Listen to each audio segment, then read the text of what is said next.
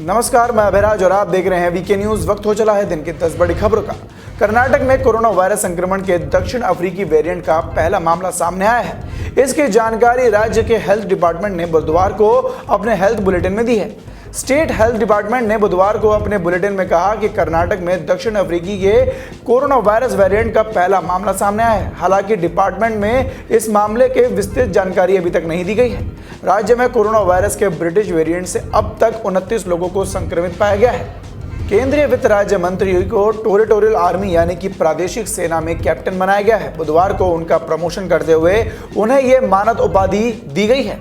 वर्ष 2016 में territorial army में उन्हें लेफ्टिनेंट बनाया गया था। वहीं प्रमोशन पाकर वो पहले ऐसे सेवारत सांसद और मंत्री बन गए हैं जिन्होंने प्रादेशिक सेना में कैप्टन की उपाधि हासिल की है।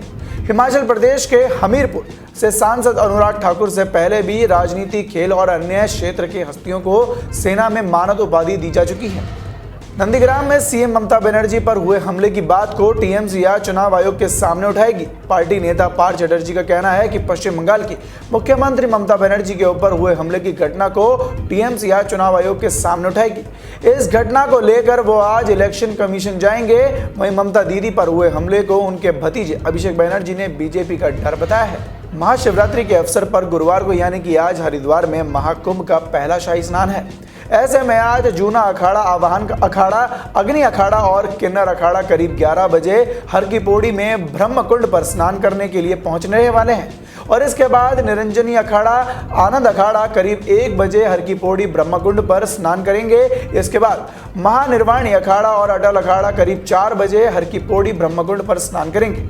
नागा साधुओं को भी शाही स्नान होगा और इसे देखते हुए सुबह 7 बजे तक ही आम श्रद्धालुओं को स्नान करने के लिए दिया जाएगा।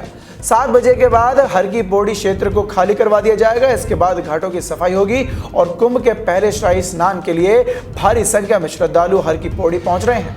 क्वाड देशों का पहला सम्मेलन शुक्रवार को आयोजित हो रहा है, जिसमें पहले से ही चीन में खलबली मच गई है। सम्मेलन को लेकर व्हाइट हाउस ने बताया है कि ऑस्ट्रेलिया, भारत, जापान और अमेरिका के शीर्ष नेता क्वाड में होने वाले सम्मेलन में कोविड-19 की चुनौतियां, आर्थिक संकट, जलवायु परिवर्तन जैसे विभिन्न मुद्दों पर चर्चा करेंगे। हिंद प्रशांत क्षेत्र में चीन के बढ़ते दखल के खिलाफ वैश्विक स्तर पर बढ़ रही चिंताओं के बीच 4 देशों के गठबंधन क्वाड की यह बैठक हो रही है। दिल्ली हाई कोर्ट में बुधवार को एक 23 साल की समलैंगिक महिला की उसकी इच्छा के विरुद्ध एक पुरुष से जबरन शादी करवाने के खिलाफ दायर याचिका पर सुनवाई हुई। हाई कोर्ट की जस्टिस मुक्ता गुप्ता ने पीड़िता को पुलिस की ओर से सुरक्षा देने के निर्देश दिए हैं। साथ ही याचिकाकर्ता युवती की तरफ से पैरवी कर रही वकील वृंदा ग्रोवर ने कोर्ट में बताया कि महिला के परिजनों ने न सिर्फ उसका जबरन विवाह करवाया गया, बल्कि उसे पति के साथ वैवाहिक संबंध में रहने के लिए उसे विवश भी किया गया। साथ ही उसे अपनी यौन इच्छा और रुचि को बदलने के लिए उपाय भी अपनाने की धमकी भी दी गई। देश में कोविड-19 टीकाकरण की प्रक्रिया तेजी से जारी है। रोजाना बढ़ रहे कोरोना के मामले को देखते हुए सरकार टीकाकरण की रफ्तार बढ़ाने की पूरी कोशिश कर रही है, जिसका असर अब देखने को भी मिल रहा है। इसी कड़ी में 50 साल से ऊपर के लोगों को कोरोना वैक्सीन देने की तैयारी की जा रही है। दरअसल टीकाकरण के दूसरे चरण में 60 साल से ऊपर के लोगों और अन्य बीमारियों से पीड़ित 45 से 59 साल के लोगों को कोरोना वैक्सीन दी जा रही थी। सरकार ने इसमें अब 50 साल से ज्यादा उम्र वालों को भी शामिल करने वाली है।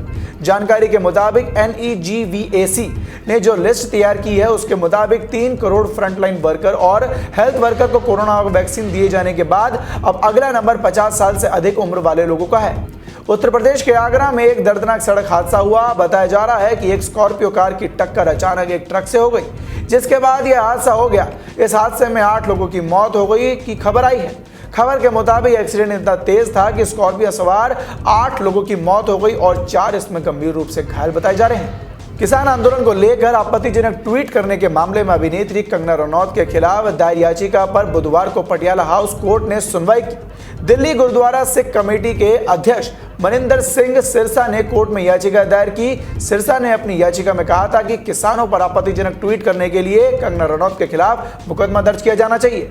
इसी मामले में सुनवाई करते हुए पटियाला हाउस कोर्ट ने दिल्ली पुलिस को मामले में एक्शन टेकन रिपोर्ट ATR दाखिल करने का निर्देश दिया और कोर्ट ने इस मामले में अगली सुनवाई 24 अप्रैल को रखी है। लखनऊ गोलीकांड मामले में पीड़ित से आरोपी बने बीजेपी सांसद कौशल किशोर के पुत्र आयुष किशोर ने लखनऊ की एक अदालत में सरेंडर की अर्जी दाखिल की है। सांसद पुत्र धोखाधड़ी और साजिश के मामले में फरार चल रहे हैं और पुलिस उनकी तलाश में जुटी है। तो ये थी दिन की 10 बड़ी खबरें। फिलहाल के लिए सिर्फ इतना ही। देश और दुनिया की ऐसी ताजा तमाम खबरों से जुड़े रहने के लिए देखते रहें वीके न्यूज। धन्यवाद।